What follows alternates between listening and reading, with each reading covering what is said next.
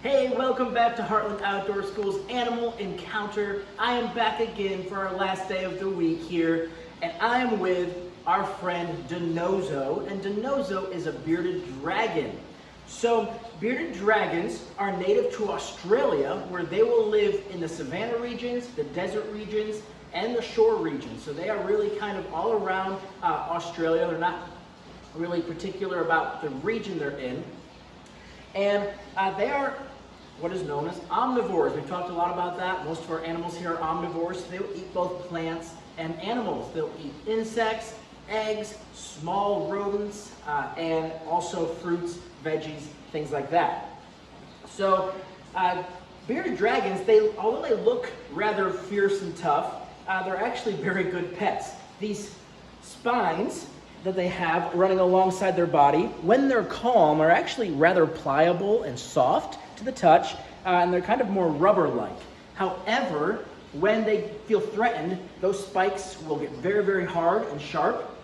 And also, that's how they get their name. They get their name bearded dragon by the fact that when they feel threatened, they will puff up all of the skin under their neck, and it will look like a large beard. You can actually kind of look at this photo right here. If you can zoom in on that, that kind of shows that beard being puffed out, and that's where they get their name, bearded dragon.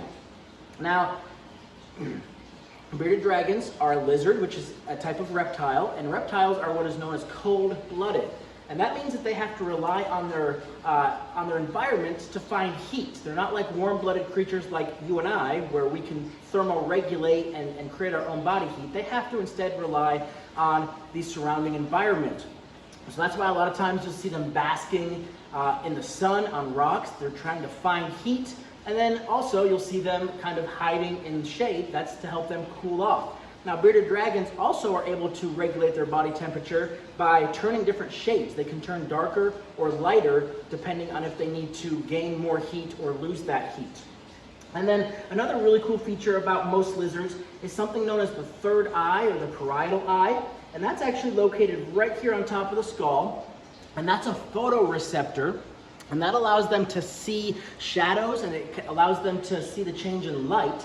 And that helps them both with their circadian rhythm, but also helps them detect when predators are around, because if something comes over top of them, that light changes. And so it's very, very important. And most lizards have it, and that's why it's always important just to not always touch their heads. One, they don't like it. You wouldn't like it if a big giant kept touching your head. But two, it can kind of injure that third eye.